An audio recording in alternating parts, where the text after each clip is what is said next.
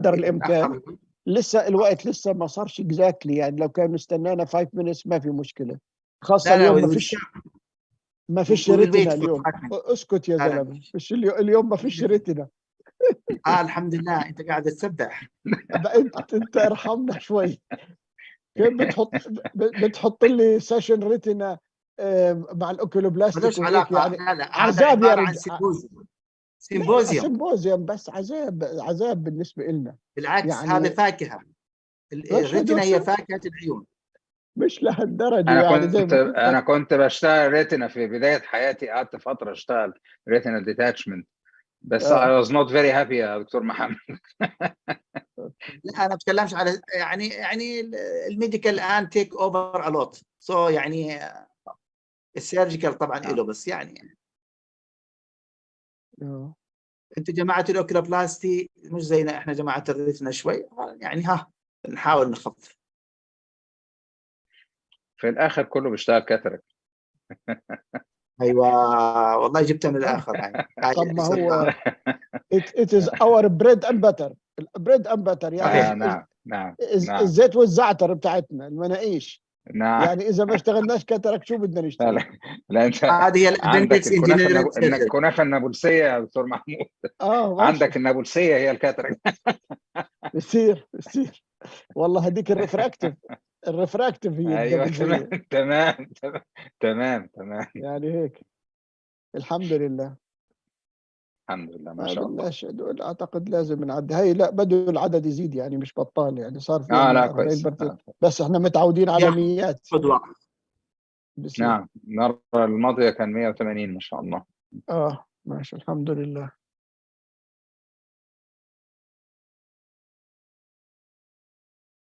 هنعمل في سيشن 5 يعني الاسبوع الجاي في بليفاروبلاستي برضه مع نريش جوشي وفي مهدي فندري وبعدين في 2 من الزملاء. في كمان في سيشن الاسبوع اللي وراه لاكريمال، اقنعت جين اوليفر، بعثت لي انها طيب كويس. جين اوليفر من الناس هاي لاكريمال جدا ان شاء الله. ان شاء الله بنشوف. جميل. بتحب تشاركنا دكتور شريف؟ مش الاسبوع الجاي اللي بعده، عمرك. بعد اسبوعين. لا حبيبي يعطيك العافيه، احنا بس بدناش نعمل عليك زحمه او شيء زي ما بتقول. يعني انا ممكن اكون متواجد وتحت امرك يا دكتور محمد. تسلم، شكرا جزيلا. تسلم، شكرا جزيلا. احنا عندنا ثابت عودات، وعندنا اسمه بتاع اليمن طارق الدعيس، فيعني مع الدكتور شريف بتكون 4 هيك. اذا جين اوليفر بتيجي ممتاز.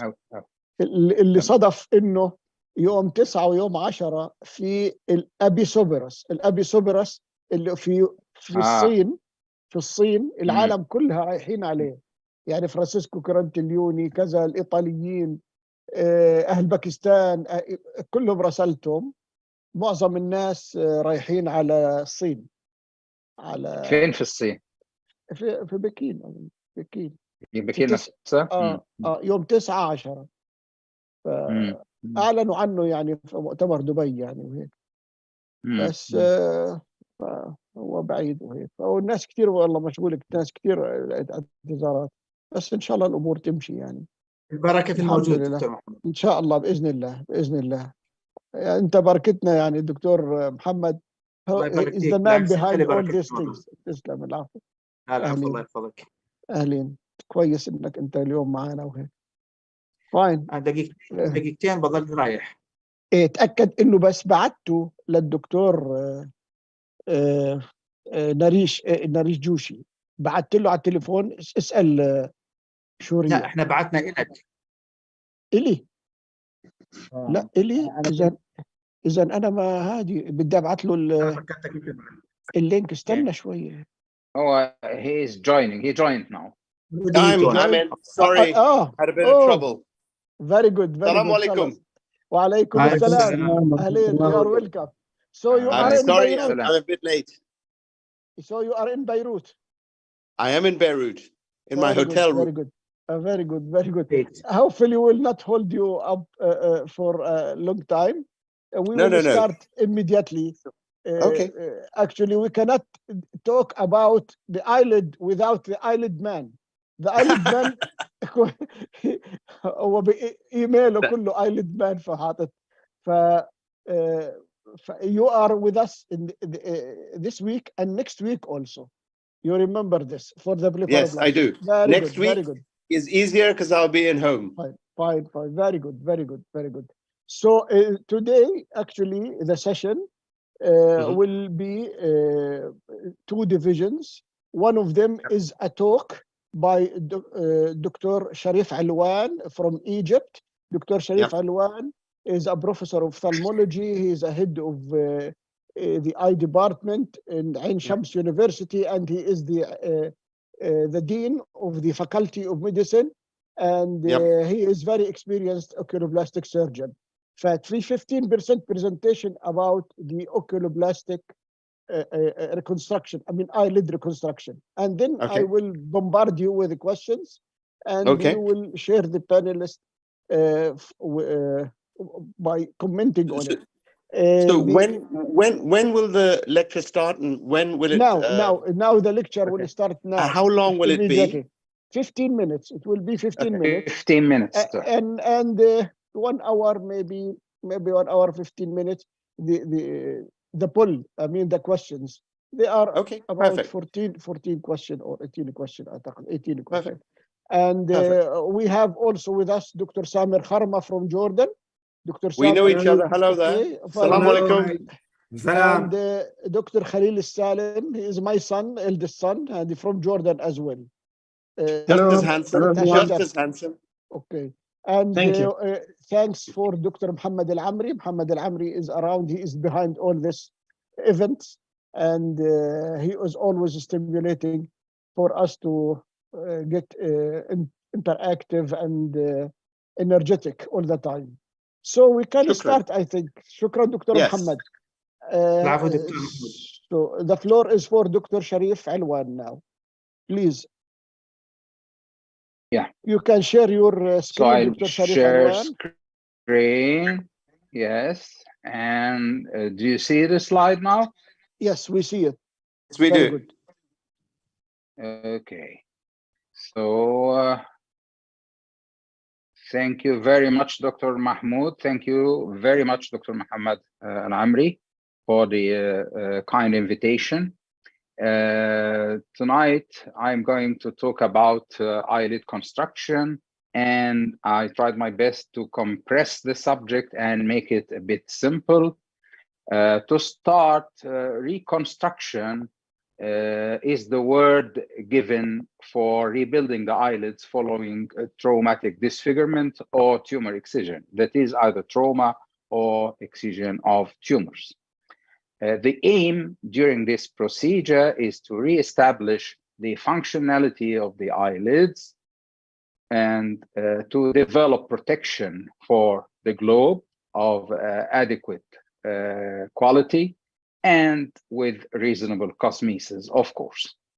The requirements for this rebuilding starts by having a smooth mucous membrane lining, either of the conjunctiva or its placers, as well as skeletal support, either by the tarsus or any of its alternatives, as well as a muscle tone to replace the orbicularis oculi, thin skin rather than thick skin, with stable lid margin, with canthal fixation medially and laterally, and finally with an action of the levator in the upper lid. Rationale for this reconstruction depends on the following principles. The first is that on constructing both eyelids, upper and lower together, at least one of them must have its own blood supply. You cannot have pedicle grafts for both eyelids together. And the technique choice depends on the defect as regards its size, its location, how it is shaped, and how deep it is. For superficial defects, we repair the anterior lamella, and for deeper defects or full thickness defects, we repair both lamellae. And finally, I am here stressing the value of the technique called laissez-faire. Laissez-faire is a French word for letting do, and it means let do or let it do by itself. That is healing by secondary intention with using no sutures, no approximation. The tissue heals by itself, and this is showing the 3 steps of healing.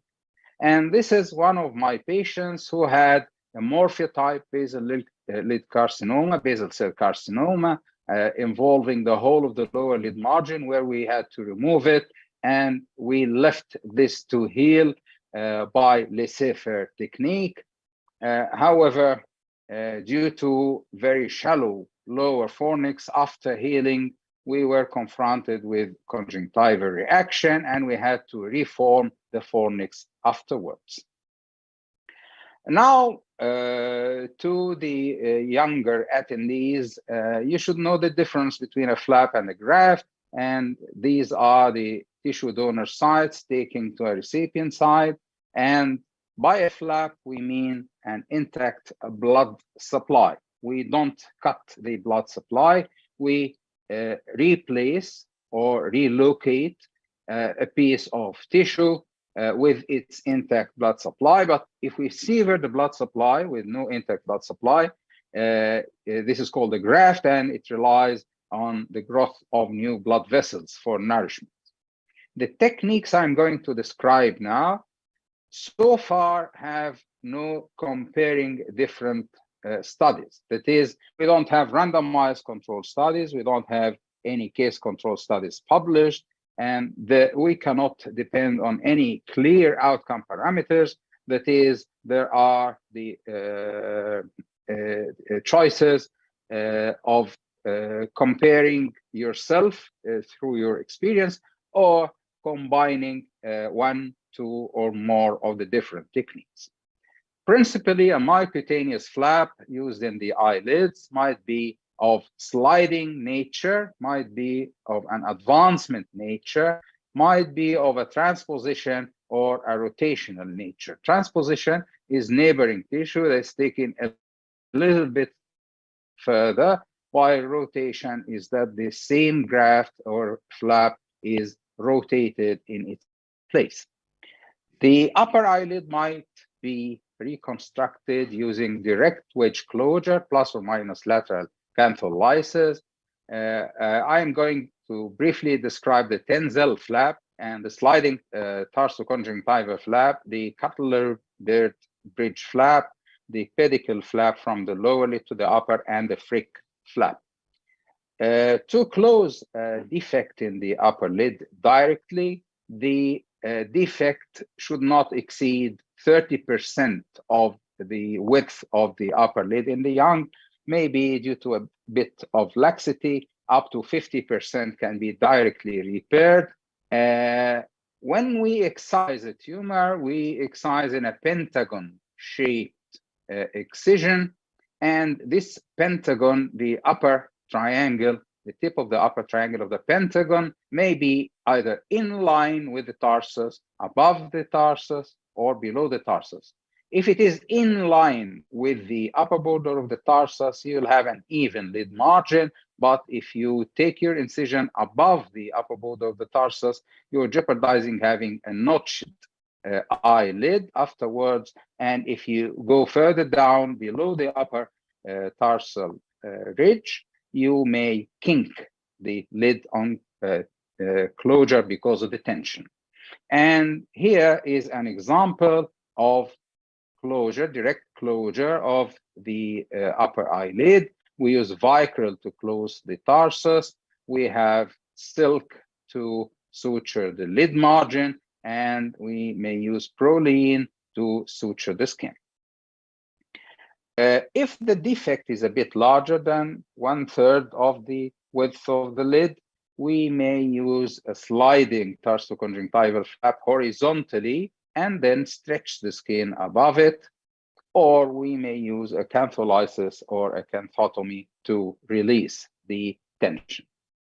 This is the Tenzel flap, and the Tenzel flap is a cheek incision to mobilize the cheek skin.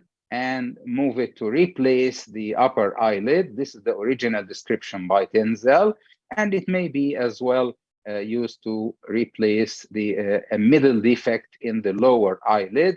And don't forget to anchor the mobilized transposition flap into the corner of the orbit at the periosteum. This is cutler bead flap, and it was described in 1955. And here we use the middle part of the skin and muscle of the lower lid to pass under a bridge of the lid margin of 2 to 3 millimeters to cover an inserted free graft in the upper lid to replace or reconstruct a middle defect in the upper lid. We may use a piece of tarsus from the other eye or an ear cartilage graft or a hard palate graft. This is here in the OR where a skin and muscle flap is fashioned and passed under the bridge of the lower lid to cover a graft taken from either the cartilage of the nose or the ear pinna or from the tarsus of the other side. And this is left connected for 3 weeks and then divided, and it heals well, leaving a nice lid margin, but without lashes, of course. And another example of reconstructing the upper lid is making a pedicle flap from the lower lid. And this is a sort of a rotational and transposition flap at the same time. Frick in 1929 described the temporal forehead flap to replace the upper lid when a big part of it is excised. And this is an example of Frick flap taken from the forehead and temple and mobilized to replace the major part of the upper eyelid. Now we come to the lower eyelid. The principles are the same, but the anatomy might be a little bit different. We can do direct closure with lateral catholysis with the same principles. We may use a Tenzel rotational flap, but with different degree of curvature during fashioning. And we may use free tarsus or nasal cartilage grafts. Hughes flap is an innovation that I'm going to describe, and Mustardi rotational cheek flap, Trippier flap, and temporal flap. This is the direct closure, and remember the pentagon rule. This is the Tenzel flap. You remember we used it with the curve downwards to repair the middle of the upper lid. Here we are using it to repair the lower lid with the curvature of your incision upwards. And this is a free tarsus graft from the other eye covered with stretch of the skin and muscle. And this is a free nasal cartilage graft. And this is the Hughes flap. By Hughes flap, we mean that we take from the upper lid to the lower. By the way, it's Hughes. It's not Hedges or Hugs, as I hear from some candidates. It's Hughes, and we incise the tarsus and conjunctiva from the upper lid, preserving the rim of the tarsus where the molars muscle is attached, and we take this to repair the lower lid. And here how it goes. Here we may leave this attached in place. We may stretch the skin or use a free graft to cover it. And this is divided usually after a longer period rather than the cutler bead. We cut the cutler bead after 6 weeks. Here we may stay for 3 months attached without dividing the attachment. Here, this is Mustardi rotational flap described by John Clark Mustardi, who's a plastic surgeon born in 1916 and died in 2010. I'm here urging the youth surgeons to be inspired by the style of life that Jack Mustardi lived. Try to read his obituary. He was a great man. He was a hunter, an artist, a pilot, a surgeon, and he did so many efforts in poor countries of Africa. The rotational flap of the cheek, the whole cheek might be rotated in this way to replace the whole of the lower lid and with even a part of the cheek. And in this way, we need to replace the inner lamella because this replaces only the outer lamella, and we may use cartilage or tarsus to replace the posterior lamella. Here is another example. The tumor is involving the whole of the lower lid, and the cheek was dissected, mobilized, replaced the lower lid, and here you can see this nasal cartilage graft replacing the posterior lamella. Another example of cheek Mustardi rotational flap. Tripier flap is taking again a transposition flap from the upper lid, left attached either at a pedicle or a bipedicle to replace the major part removed from the lower lid. This is a big Tripier flap fashioned and taken from up to downwards. And this is a flap that I used to do and teach my fellows and candidates and students as calling it my flap.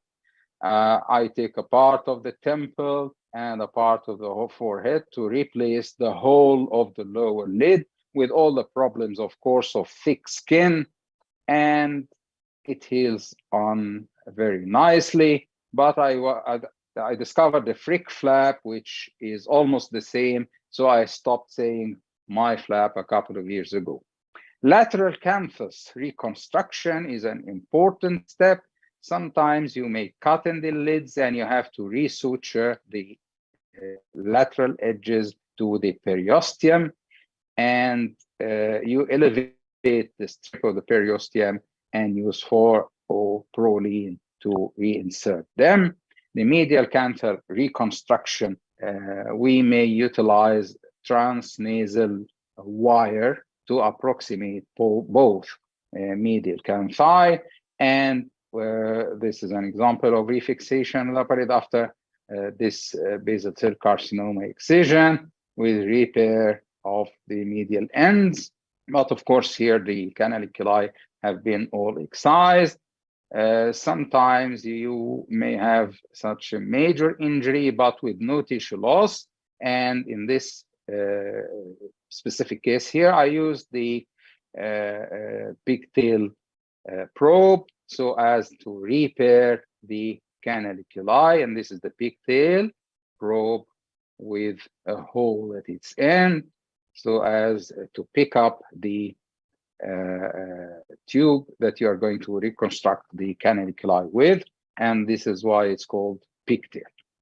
So now we sum up what we said, that the upper lid defect might be a small one, might be a vertical, horizontal, or a selected defect, small, less than 30% in the young, might be healed, might be reconstructed by direct closure. Vertical defects, we mobilize the tarsoconjunctiva. Horizontal defects might be medial, central, lateral. Medial might be small or large. The central is treated by Cutler-Bird, and the lateral by Mustardi, and the small medial one may be treated by Mustardi, and large one may be treated by the median forehead flap. In the lower lid, small defects the same, medium to large. If medial, we use Tenzel. If large, there is the possibility of lid sharing depending on the size. You may do this in 2 stages like Hughes, or you may use the 1-stage Mustardi. So what's the take-home major stresses here that I'd like to repeat. First of all, up to 30% of the eyelid, you may do direct closure. A bigger defect, a lateral canthotomy or cantholysis might be very beneficial in mobilization of the lid, whether upper or lower. Skin-only defects may be treated by contralateral eyelid skin.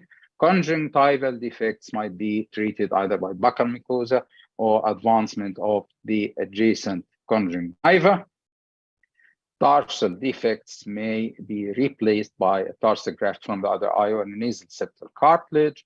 And finally, I am laying stress on paying critical attention to prevention of tension while suturing and proper anchoring of your flaps. I hope I made things a bit simple. Thank you very much. Thank you. That was very comprehensive, very illuminating, and like Leary, it made my life easy. Hopefully, Dr. Joshi is around if you would like to comment, and or we should really resume our module. Okay, Dr. Joshi is not around. Can I have few things to talk about? Thank you. Khalil.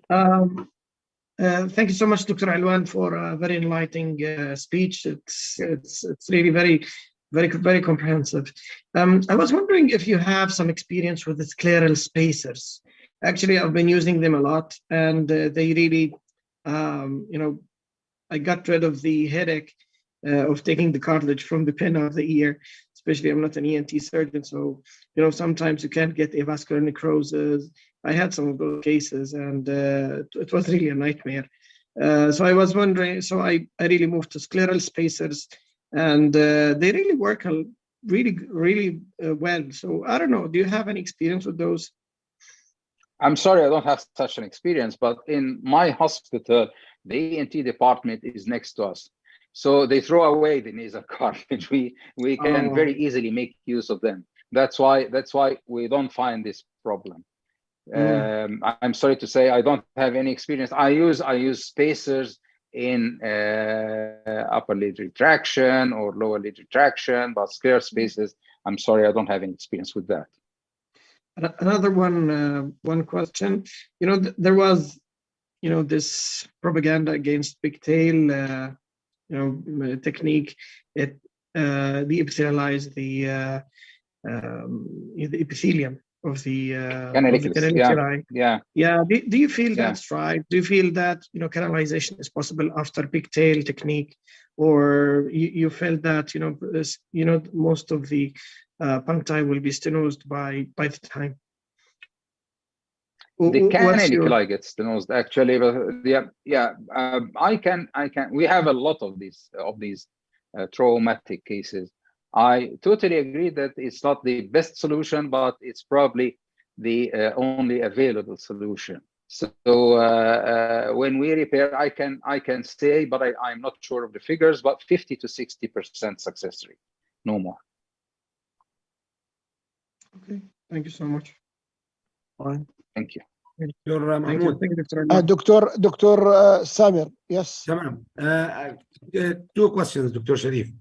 Yes. As far as I am aware, in my experience, huge flap takes shorter time than cutler beard to be vascularized. Even there are reports that you can cut the huge flap after 2 weeks. Earlier, 2 weeks, and I've done that, in fact, and it survived. Cutler beards probably needs 6 weeks at least. That's what, as far as I recall. The Minomonoca tube, in fact, I think replaced the pigtail. I know it's an expensive choice, might be the reason for still using a pigtail. Thank you for your wonderful talk. Thank you, but would you enlighten me? How do you insert the Monoca? I use the Monoca, but how do you insert it with a severed canaliculus?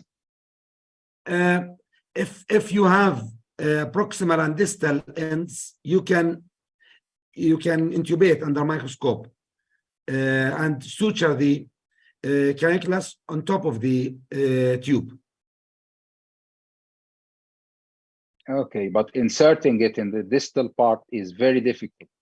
It's soft and you know, Sharif, in fact, you have to do things, and you are a very well-known, very knowledgeable person.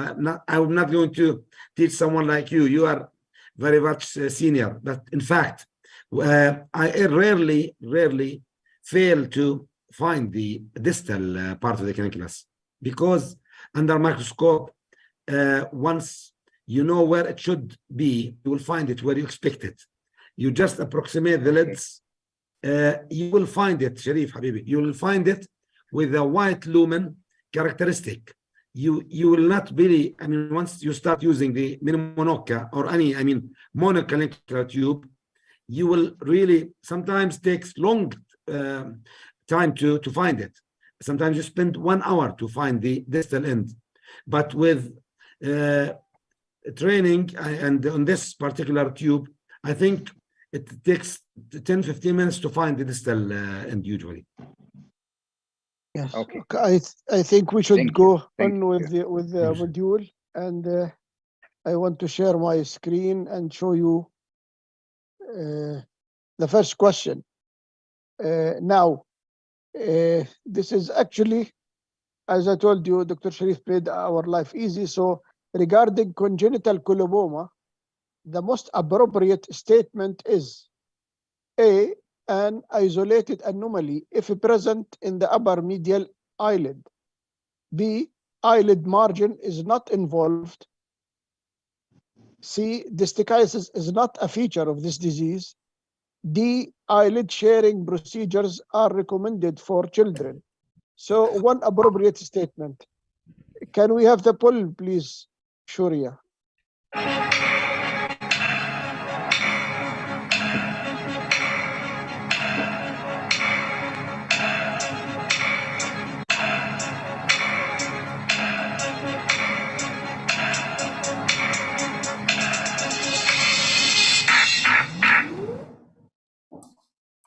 It's a rather not uncommon problem, actually. Fine. Fine, okay. Fine, so would you like to comment on it, Dr. Samer Kharma? Yes, Dr. Mahmoud, thank you. Well, I think choice D, eyelid sharing procedure are recommended for children. In fact, this is quite clear that this could not be utilized in a newborn with minimal tissue excess or laxity. So this D is definitely wrong. Distichiasis is not a feature of this disease. I think this is correct, that distichiasis, a new row of lashes, is not a feature of this disease. Eyelid margins not involved, I think this is totally wrong, because the whole issue is congenital absence of the eyelid and its margin.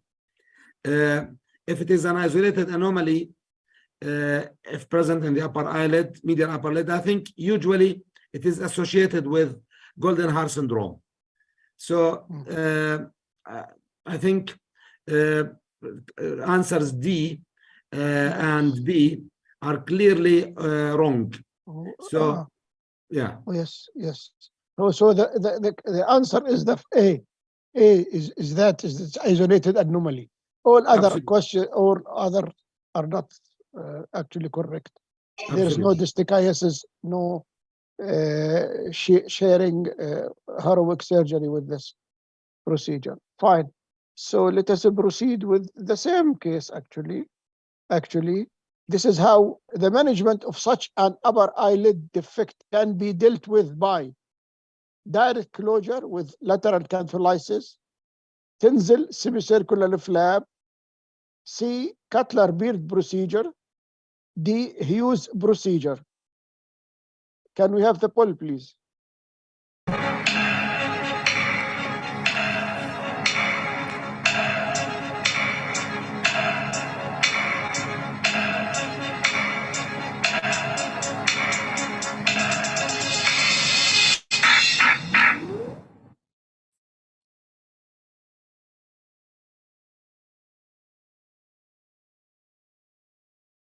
So our question seems are rather difficult.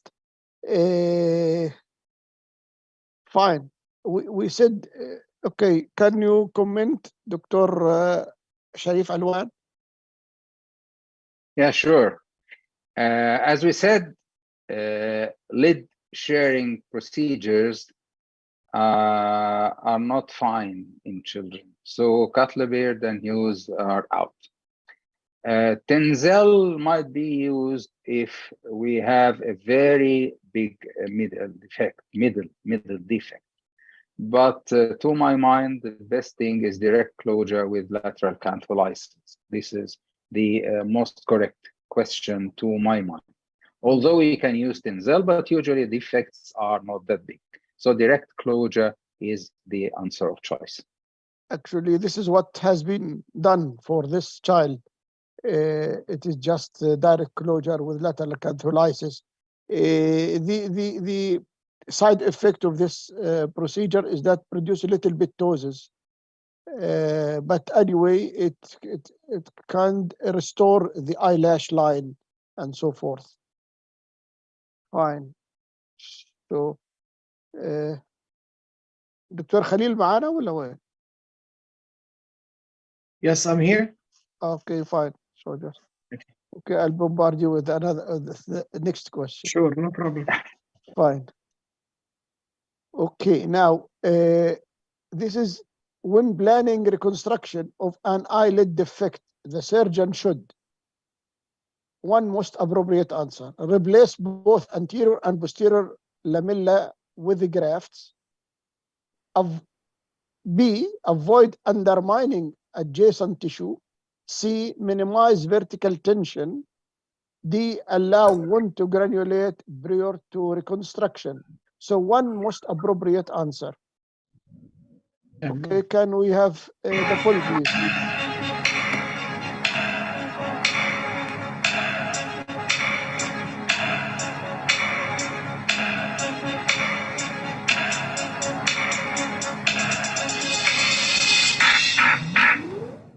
And cases of trauma are very common, and sometimes they are bad. Okay, fine. Dr. Khalil, would you like to comment on this poll? Yes, thank you. So yeah, the correct answer is minimizing vertical tension, because if you're suturing, the eyelids vertically, this might cause ectropion or eyelid retraction.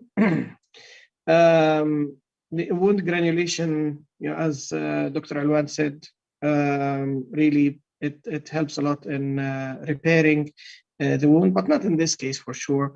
This patient needs repair of the medial canthal area. I think the upper lid is just a horizontal wound closure would suffice, and the rest will just epithelialize.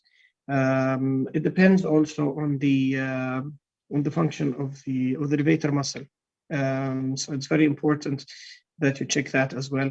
If you have some levator dehiscence, it's a good idea to repair it at the same time, because it will help the eyelid go back to normal functionality in no time. Avoiding yes, please. Avoiding undermining adjacent tissues, like I don't know, it's it's not that important. I think you can use liberal. You can undermine any adjacent tilted tissue to construct the wound. It's a tool, actually. It's a tool. Yes. I mean, undermining adjacent tissue is a tool in your hand for release and avoiding tension. You don't avoid it. You need it. Yes, you need it. Yes. Fine. So we will proceed to the question number 4. So basic. Sorry, I want to go back. Number 4. Question number 4. It's a basic one. In lid reconstruction, one can use all except a flap for anterior lamella and a flap for posterior lamella. B, a flap for anterior lamella and a graft for the posterior lamella. C, a graft for anterior lamella and a flap for the posterior lamella. D, a graft for the anterior lamella and a graft for posterior lamella. So it's an easy question, straightforward. I hope they would answer 100%. Can we have the poll, please?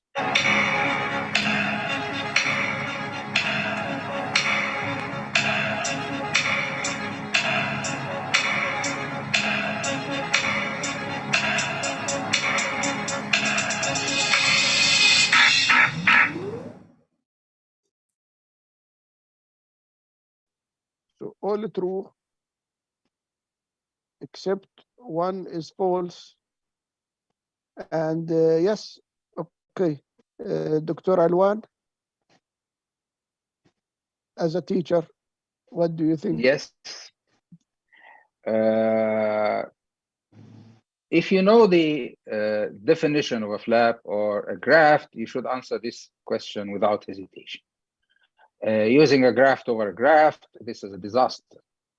But using you don't have blood supply for both lamellae.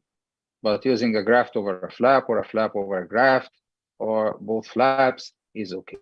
So using grafts one over the other is a disaster. You should avoid this. Yes, yes. Dr. Joshi is not with us. He left the session. He's not around. Okay. Okay. ماشي. Dr. Saber Kharma. Yes, Dr. Mahmoud, معك. It's clear. Do you want to comment on that? I think, as Sharif said, this is a quite clear choice. You cannot bring avascular graft on top of another avascular graft. Both will die and will necrose. You need at least one of the lamella graft to be vascularized to provide supply for the new graft or to help its other colleague flap. Fine. Very good. Great. Great. Thank you. Let us proceed with this now. This is a tumor of the lower eyelid. In this eyelid malignant lesion, the defect repair requires Hughes flap, A, B, Tenzel semicircular flap, C, Cutler beard flap, D, Mustadi flap. Can we have the poll, please?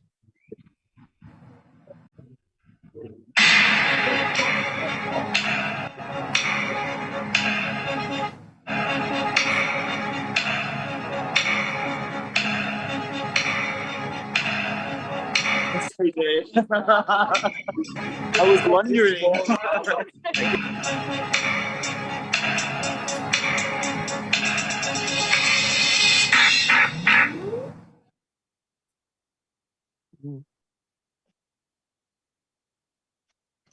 Yes, yes, yes, yes.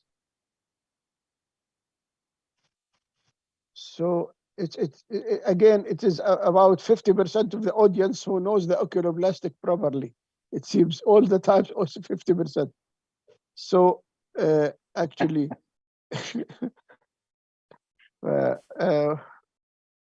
can you comment, Dr. Sharif? Yeah, sure. Classically, this is almost in the middle. And it's a big ulcerative lesion, so it must be involving the superficial and the deep lamella. And if you incise it, you will be left with a lateral rim and a rather good medial part. If you approximate both, this might be okay because although the choice is not here, but approximation and closure after excising a pentagon is a choice. However, if you are going to take almost half of the lid off, the best choice here would be Tenzel semicircular flap with the curve up with mobilization of the temple and closure here. This will heal well afterwards. Hughes flap taking part of the tarsus and conjunctiva from the upper lid and to replace this and divide it afterwards is not the best choice, although it might be done. Cutler beard is from the lower lid to the upper lid. It's not from the upper to the lower. However, you may reverse it. Mustardi is described by Jack Mustardi for replacement of the whole lid. You here have almost half of the lid preserved. What I mean is that although the answer is Denzel semicircular flap, and I agree with that, however, in the hands of different surgeons, different experiences might lead you to a choice of something that's not usual for others. Yes. This is what I meant by saying there are no randomized controlled studies, no case controlled studies, and we consider that this is the best choice in most hands, although some surgeons might find the issue different. Thank you. Great. Thank you. Thank you. Can I add something? Yes, please, Dr. Khalil. Yeah, those lesions might be very tricky. You know, you may think that this is a small lesion. However, when you send it to your fellow colleague, the pathologist who's doing the Hughes technique in order to get rid of the whole tumor, sometimes the whole lid might be out. So I think that, you know, if we had a better picture where, you know, the area is bare after cutting the lesion, yeah, that would really help the audience in getting a better answer. That's what I think. Thank you. That's logic. Dr. Khalil, if you allow me, Dr. Mahmoud, do you have Mohs? I mean, frozen section, Mohs. Frozen section. Well, actually, we don't have it in Jordan, so we really just rely on cutting the lesion, send it to pathology, and wait. If the pathologist you know, tells me that the margins are free, then I start actually reconstruction. Right. Sometimes I might ask the patient to come on another session in order to repair the lid. Yeah, I might not do it on the same day. Okay, thank you. Sharif, but you can do frozen section as it's available for everybody.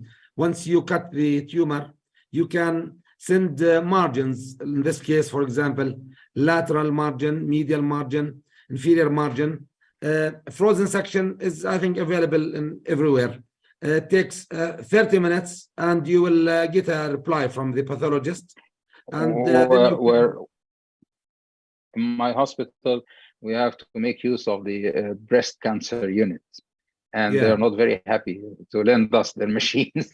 yes, they don't feel easy to let us borrow their machines. Yeah. Okay. Thank you. We have to get ambulance. We have to get ambulance to the lab anyway. But it is available. Yes. Fine. Let us see. Now, still we are in the semicircular flap, and they say section question 6. The height of the semicircular flap equals up to 33% of the lid margin, up to 50% of the lid margin, the width of the defect, the length of the defect. So what do you think of the semicircular flap? Can we have the poll, please?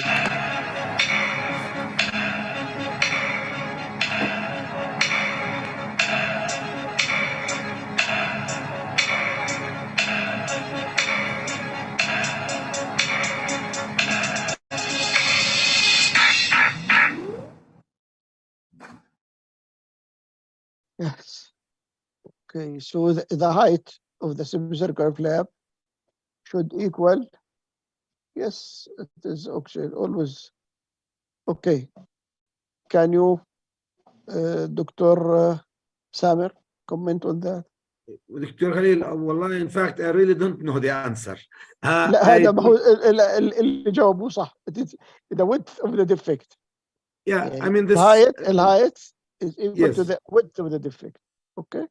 Yeah, wise, reasonable. Really, I never knew that there is a Fine, formula fine, for this. fine. Really. And this is why I put the question.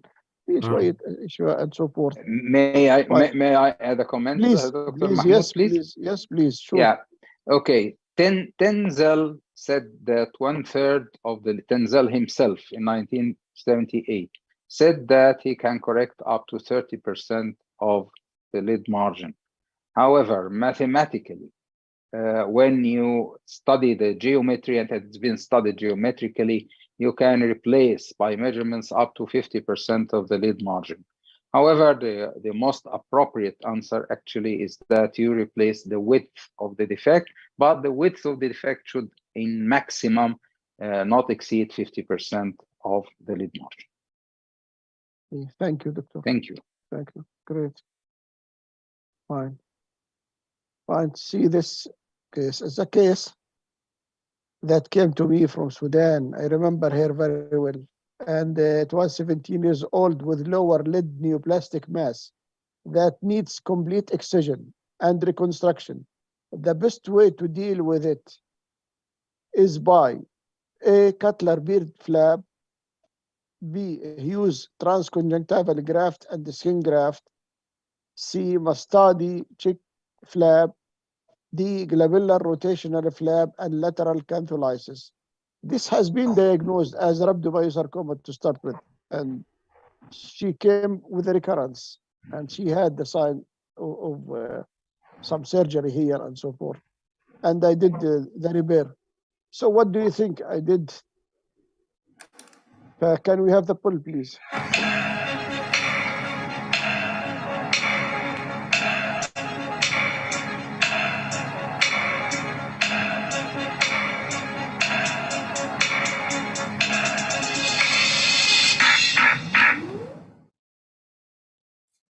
So لا احنا ايش fine. So it has been answered. What do you think? هاي خليني اعطيك هذول. Actually, she had a glabellar rotational flap with lateral cantholysis. Okay, that flap was taken from the glabella here and lateral cantholysis. Yes. Would you forgive me for disagreeing? Because rhabdomyosarcoma is a chemo-radio-sensitive tumor. Yes, I know. The management is not really surgery for such a huge mass because it melts with chemotherapy and radiotherapy. Forgive me, but I mean, this is... it was proved, it's not rhabdomyosarcoma. It was referred to as H2B. Okay. So kind of malignancy, I don't remember what kind of malignancy. It's not rhabdomyosarcoma. She didn't needed any chemotherapy afterwards, nothing. It's a malignant, locally malignant tumor. Consider it. Yes. So it's just an exercise. Actually, what I even the glabellar rotational flap sometimes is contraindicated in malignant conditions. Yeah, well, I think that Mastada's cheek flap will be a better choice in this child. And the reason is that, if, God forbid, if it was, proven to be malignant, usually flaps are more resistant to changes secondary to chemo and radiotherapy in comparison to grafts. Eyelid shearing procedures are not a good idea. I myself would have chosen Mustardi, but when you said rhabdomyosarcoma, is it rhabdomyo in the lid? It was not rhabdomyo. I know, but I'm thinking it was referred to as such, and it's proven to be something else. Now I forgot what was actually. For heaven's sake, what was the referring doctor thinking of? A rhabdomyo of the lid? I don't know what. She's almost non-existent, almost not existent. Yeah, okay. But it's just a localized tumor of the eyelid that needed reconstruction. And we sent him But back free of any neoplastic lesion. Okay. You did a good job, Dr. Mahmoud. You did a good job. Hopefully. Now, see this command, this patient who came from Iraq and 19 years old, involved in a road accident. That is, what is the surgical method most likely suitable for reconstruction of this defect of the upper lid? He had loss of, let us say, more than half of his upper eyelid. A, full thickness skin graft. B, bipedical myocutaneous flap. C, cutler beard flap. D, Hughes tarsoconjunctival flap. Can we have the poll, please? Yes, Shuria.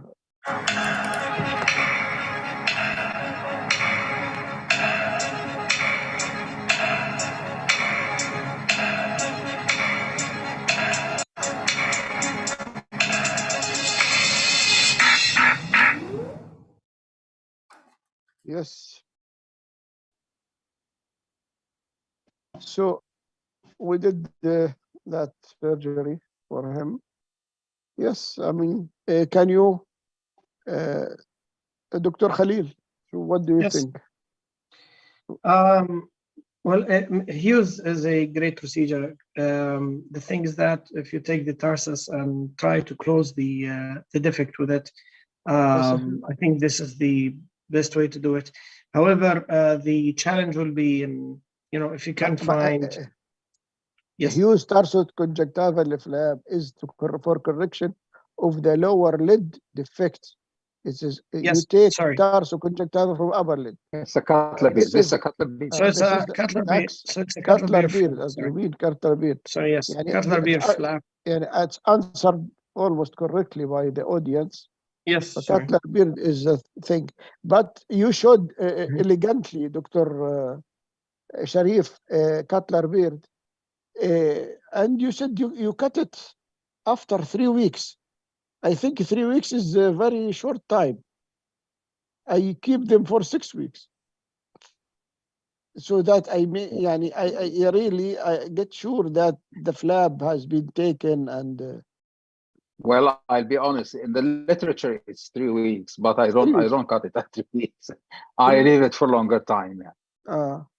In the literature, they say 3 weeks. Cutler beard himself described dividing after 3, but I keep it for a month or 6 weeks. I feel better when I do that. And Dr. Samir said that he divides the Hughes flap earlier. Dr. Samir said you divide Hughes earlier. Yeah. Okay. Sometimes because we get patients from abroad and they want to go back home. Yeah, so they want to leave.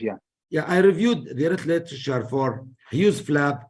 I found that people are advocating 2 weeks post-operatively to divide. So I practiced that and it worked. But for cutler beard, as you said, Sharif and Dr. Mahmoud, that needs maybe much longer, 6 weeks or so.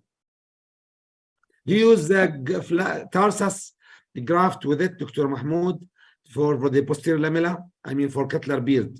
Do we need? I have done cutler beard a few times in my life, in fact. Do you need something tarsus or so for the posterior lamella?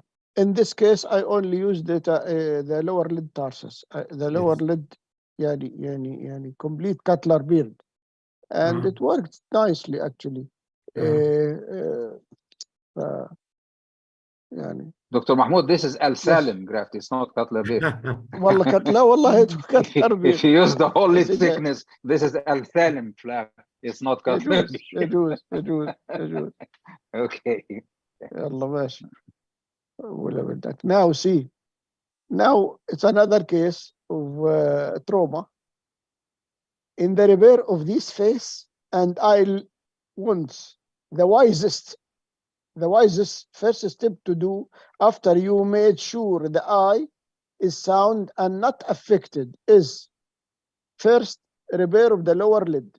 Second, repair of the upper lid. Third, repair of the levator muscle. D is reconstruction of the eyebrow. So what do you do first? Can we have the full?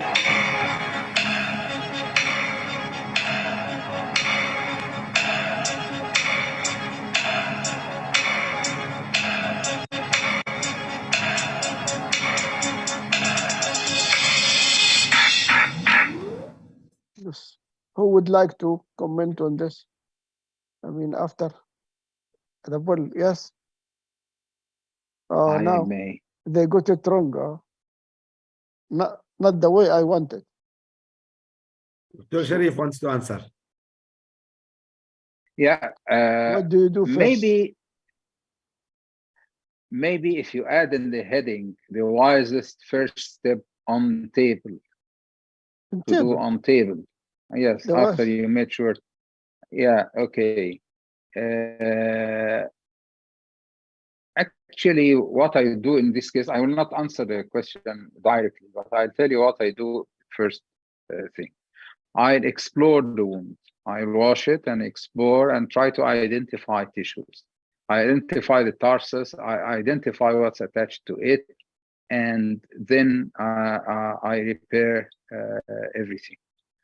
But to repair the levator muscle first, if it is cut, is not unwise. To reconstruct the upper eyebrow as a first step is not wise at all, because if you construct the eyebrow, you may cover things that you did not explore. Repairing the lower first or the upper, I wouldn't rather one over the other. So I'll go with the repair of the levator muscle. And I think you will disagree me, Dr. Mahmoud, right? Yes, okay, it's okay. I mean, this is your opinion. But I thought Yeah. the very clear landmark. So if you, Yes, I apologize. Yes. Okay, Yeah. you came in the right time. Okay, this is Sorry. not where we want you. Fine. Okay, you were busy maybe doing something. No. I was in a car and I had no internet, but I apologize. I'm here now. No, it's okay. There a question that says, in the repair of this face and eye wounds, the wisest first step to do after you made sure that the eye is sound and not affected is you repair the lower lid, you repair the upper lid, you repair the levator muscle, or reconstruct the eyebrow. So can you hear me? Yes, we hear you very well. Okay, so are you saying we can't do all of them at the same time, or you mean we at can, one step at a time? One no, step. So the idea, for me, the idea is yes. Okay. So for me, the principal reconstruction of any periorbital case would be the upper eyelid. The upper eyelid is, for me, the sacrosanct. You know, you need it to ensure that the eye is okay. So that's the lower eyelid is less important. The brow is less important. But of course, in this situation, I'll try to repair as much as I can. But I would, in my experience, I would not repair. Of course, I would put the levator muscle in the correct position, but I would not try to correct a ptosis, for example, at this stage, because most levators, if you put it in the right place, so layer by layer is what I say to the trainees. When you find this, firstly, you have to cleanse, make sure there's no dirt. You should have done a imaging, CT scan, etc., to ensure there's nothing. Check the globe, but then layer by layer, from inside out, you close everything, but don't try to do anything clever. You just want to make sure that everything is in the right position, because the body is much better than you at repairing everything. Very good comment. Thank you. Okay, I'll give you. This is the patient at the end, actually. And I thought just the very good landmark is the brow, the eyebrow, that you at least tells you where you are, and then you can start. Anyway, let us see this patient now. This a male patient, not a young. A male patient, Dr. Sharif, مش younger. A male patient with a history of eyelid trauma. Yes, was sure. seeking lid reconstruction after a primary repair. During surgery, you should avoid all except replacing both anterior and posterior lamella with a graft, excise adjacent tissue, see vertical tension, horizontal tension. You should avoid all except. I think this is a very simple question.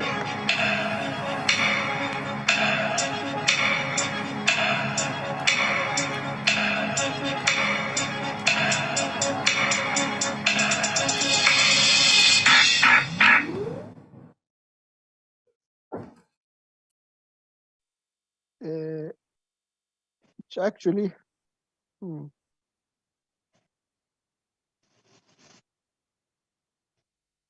okay. Who is there would like to comment on that? Actually, I think, Dr. Mahmoud, the question is not very clear, really. And okay. all options are confusing, really. Actually, it's again, this question is one of the board question. Come on, yani, not my creation. The previous one I did, yani, it was my creation, تأليف, yani. But this one, it was brought up, and they want to stress the fact that you want to avoid vertical tension by all means. You can do horizontal tension, whatever you want, excising adjacent tissue, it's possible. Replacing both anterior and posterior lamella with a graft is possible. So, but you want to avoid all, you want to avoid all except this one, actually, okay? Okay, you don't want to do any vertical tension. Yeah. Fine. Fine. See about this patient who had the repair of the total eyelid defect from trauma. What is the preferred use of avulsed tissue? A, reimplantation, even if the tissue has been ischemic or for several hours. B, avoidance of reimplantation because of the infection potential. C, avoidance of reimplantation because of graft versus host disease. D, reimplantation with chemotherapy. So can we have the poll, please?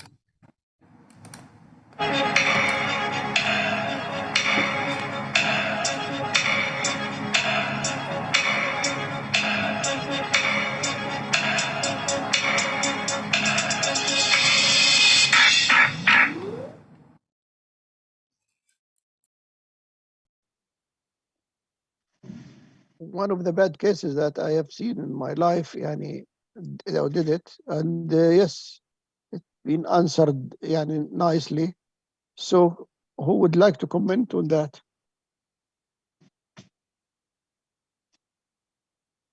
So what do you do? I think Dr. Joshi didn't have enough share. Where Dr. Joshi is around? I'd like to listen to him. Is around Dr. Joshi? I am here. Can you hear me? Yes. So yeah, I think one of, what I would say is that one of the benefits of us as periocular or orbital or eyelid surgeons is that this is what we call a very vascular privileged site. That means that you can do things here that elsewhere will not work. For example, you can put tissue on that will take very well around the periorbita because it's a vascular privileged site. We have such a good blood supply, which is also what makes us have to cope with bleeding when it bleeds. But there's no reason not to try replacing tissue that has been removed. Providing you have the tissue in a good enough state, I would always try to replace tissue that has been removed, because I've seen some amazing cases of patients who've taken on essentially a grafted tissue. And there are lots of cases where people have done graft on graft as well in eyelids. And the recent reports show that it isn't always true that you cannot do graft on graft, it seems. Not for big defects, but small defects. But So did you put the whole tissue back?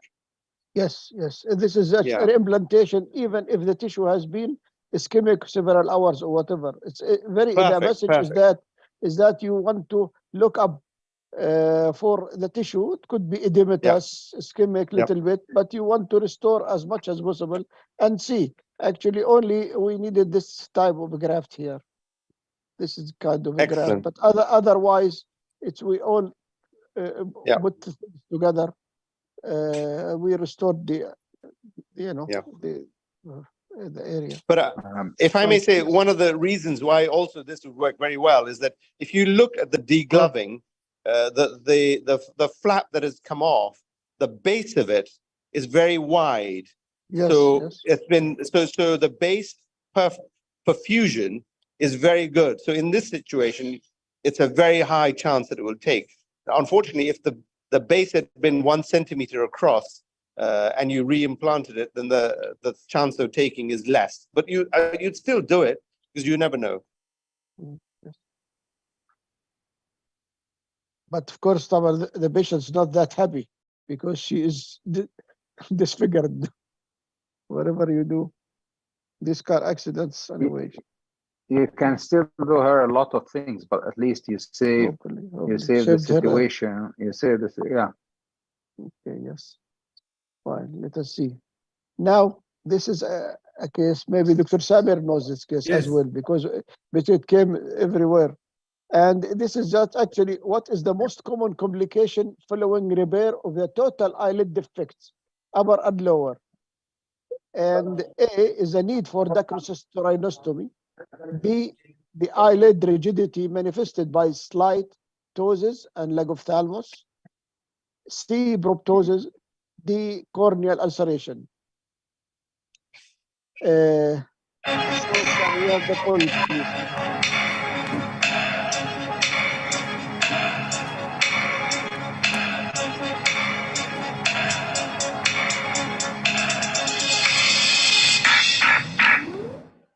Maybe not a typical case for eyelid. I mean, like reconstruction of upper and lower eyelid. But the main complication is that people have got it actually. Can you comment on it, Dr. Joshi, about reconstruction? Sure. I have done 3 surgeries for this child. So when I can't quite see it well enough, but so this young patient had a lack of upper and lower eyelid. Is that correct? Yes. Yes. So the lower eyelids looks like you've done a flap, advancement flap, a reverse tensile type. From here to here. Yeah. Okay. So the lower eyelid, of course, is fine. And lower eyelids, in my opinion, are never contributed to a real problem, especially in children. So the upper eyelid, did you have to repair the upper eyelid as well? We had to do kind of an advancement, tarsorrhaphy here, and also kind of let us say not but we opened the canthus, canthotomy here. Okay.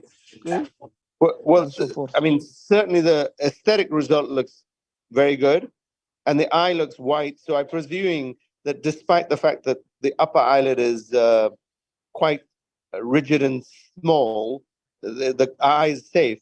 It always surprises me that children can do all sorts of things and they tolerate without having corneal erosions or corneal ulcerations. If you look at people, children with big colobomas, children with huge colobomas that an old person couldn't survive, children survive with colobomas. I mean, their eyes are white, and I think children can stick their fingers on their cornea, babies, and it's never an issue. They stick their thumb in their eye, but as soon as you become an adult, you can no longer tolerate. Your cornea becomes, you lose the protective mechanism. I think so. Yes. It looks excellent outcome, and maybe good, the eye looks. But she has epiphora, by the way. She's repairing epiphora as well. Little bit lack of thalamus, and that's all. Yeah. And so forth. Can I ask a question? Yes, please. Do you have any experience with John's tube in children? Yes, this is my question. Or Well, good. Dr. Alwan? No, but I can tell you, I hate John's tube. I hate this operation, CDCR. I have seen some complications that made me avoid as much as I can. So I don't do it in children. Dr. Naresh, do you do lacrimal surgery as well, Naresh? I have now given up lacrimal surgery. From the days when I used to do lacrimal surgery, I would not be in favor of Jones tubes, especially in children. I just think it's the maintenance of a Jones tube is hard enough for any adult, let alone a child. And I think epiphora is more tolerable than the attempt, because not every Jones tube works that well. Attempt. I can't agree anymore. Yeah, I totally agree with that. Yeah. But I wouldn't let anyone put a Jones tube in my child. Yeah. Agreed. Yes. Not in my patient even. Let's proceed now.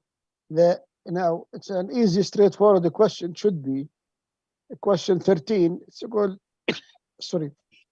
in lid reconstruction.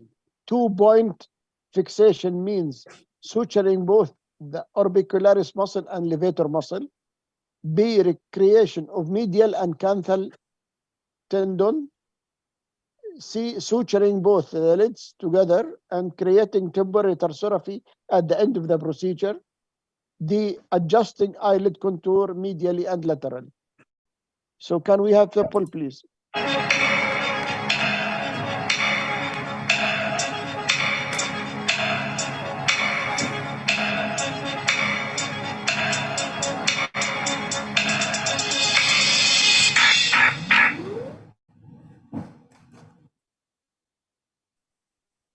So it's anatomy mainly. It's a basic question, but yes, I think Good. fine. Good. So okay, Dr. Joshi, would you like to comment? Okay, What do you think of our audience? The audience obviously is more knowledgeable than me, but of course, 2-point fixation relates to, in my understanding, the medial lateral canthal repair or refixation. I always say about the canthus, fortunately for us, it's usually the lateral canthus that we need to repair. The medial canthus we need to repair very infrequently, thank goodness, because it's extremely complex. The medial canthus is also, fortunately, from whoever made us, has made 9 points of fixation, I'm told, but the lateral canthus is only fixated at 2 points. So it's much easier to deal with the lateral canthus. The medial canthus is wrapped around your lacrimal apparatus, and your lamina papyracea is extremely thin. So thank goodness we only have the lateral canthus to contend with. That's true. That's true. Good. I think so. Fine. Now, okay, so almost finished. Now this is maybe last question. In this case, a recurrent squamous cell carcinoma is excised from the medial canthus. Which of the following reconstructive technique should be avoided to prevent detection of a deep delayed recurrence? So A, it's a mid-forehead rotational flap. B, full thickness skin graft from retroauricular area. C, full thickness skin graft from contralateral upper eyelid. D, undermining with direct closure. So what we should really avoid in this patient?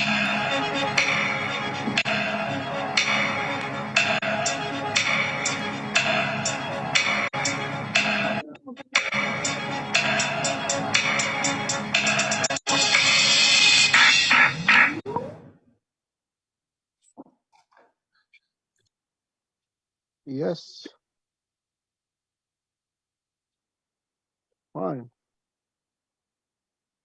I don't think people got it. So what do you think, Dr. Joshi? So Since you are if here, okay, so if you're worried about recurrence, then the best thing to do is to either leave it to granulate or to do direct closure. Once you put any tissue on top of it, it's hidden. Now, the thickest tissue is the forehead flap.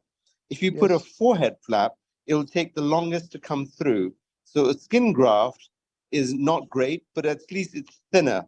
So if you want to be sure that nothing is going to recur, the best thing is to leave it. Second best thing is direct closure. If you have to, a thin scroll graft, but the flap is the one that hides it the longest. So it will, remember a flap, because it's so thick and vascularized, the tumor will grow backwards before it grows forwards. So then what we will have is the next time it perforates through the flap, which is the forehead flap, is a thick flap, 5 millimeters to 7 millimeters thick, it would have gone through into the orbit. yes, very good. Dr. Sharif, what do you think? I agree to that, that you should leave it to granulate. Laissez-faire probably is the best choice. Undermining and direct closure, if possible, is again another choice. But using grafts or flaps, if you are worried about recurrence, differs, like Dr. Joshi said. A forehead rotational flap is the thickest of them, and that is why it may hide for longer time, may hide recurrence for a longer time. Full thickness skin graft again is a second bad choice from the retroauricular area. Full thickness skin graft from the contralateral upper lid is a thin skin, so it's the best of the bad choices. So in this condition, the answer, the wisest is mid-forehead rotational flap should be avoided by all means. Second and third should be avoided, but relatively, not absolutely, and undermining with direct closure may not be avoided at all. Fine, great. Thank you.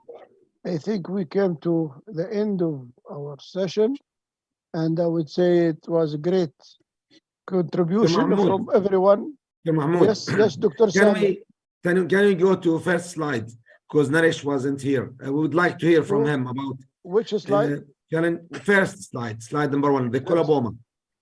You know, Naresh, coloboma sometimes, or most of the time, it's a miserable condition in newborns with minimal tissue elasticity.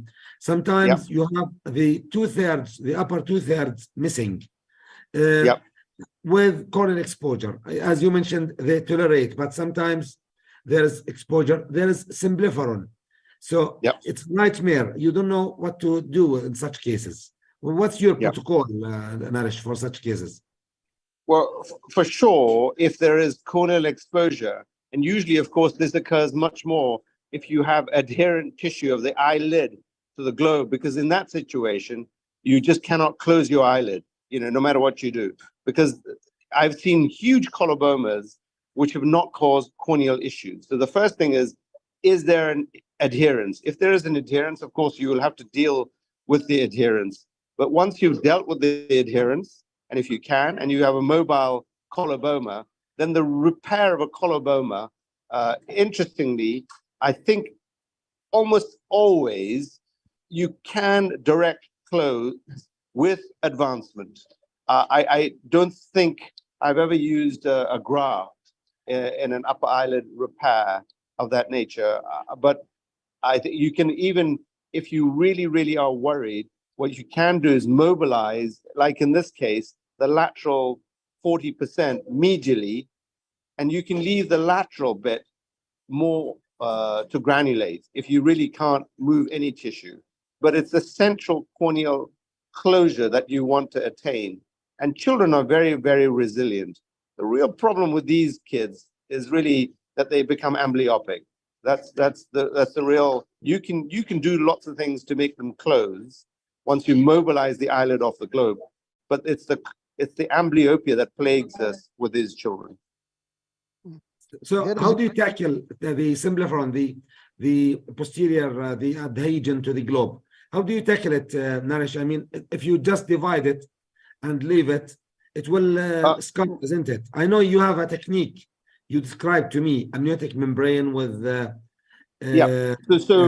amniotic, and unfortunately you can't use conjunctiva because children don't have conjunctival spare easily from the other side. So you have to use amniotic membrane. So you can use a combination. So on the eyeball, it's worth using amniotic membrane.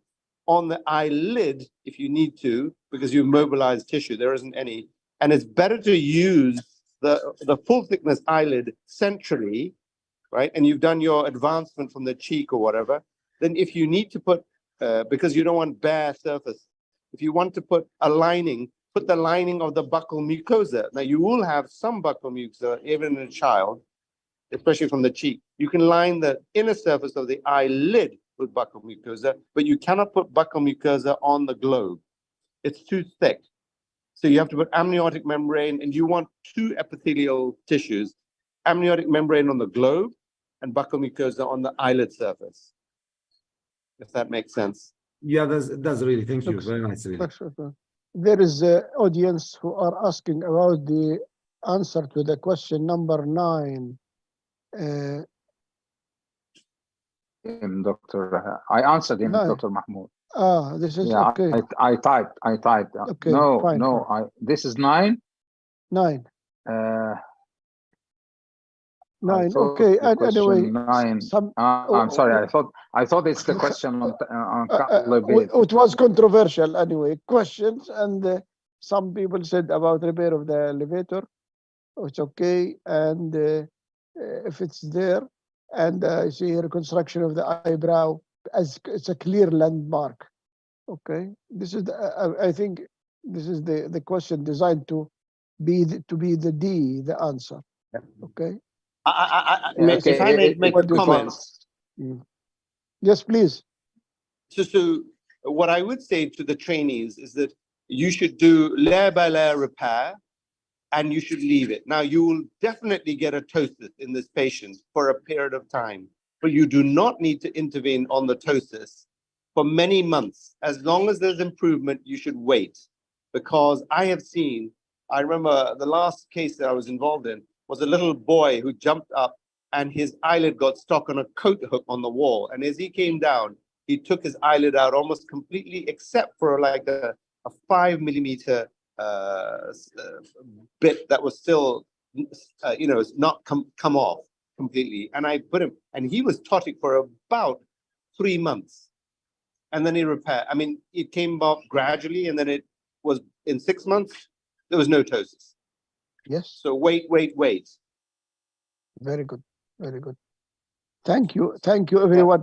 Anyone would like to have a question or a comment? It's open for the panel. I'd like to say that this question number 9, was rather controversial, but it led to a very good discussion. Thank you, Dr. Mahmoud. Thank you. Thank you. Thank you, everyone. Thank you, Dr. Sharif. Thank you, Dr. Joshi. You have been a very good addition, of course. And I'm looking forward. I apologize that I was not here for part of it, but I promise next week I'll be 100% with you, because I'll be back in London. Inshallah. Yes, we will speak about blepharoplasty at that time. All questions, and inshallah. Okay. Take care. شكرا دكتور سامر. شكرا دكتور خليل. يعطيكم العافية. Thank you very much, everybody. Thank you. شكرا. And have a good night all. Thank you. الحمد لله. Okay. Thank you. Bye bye.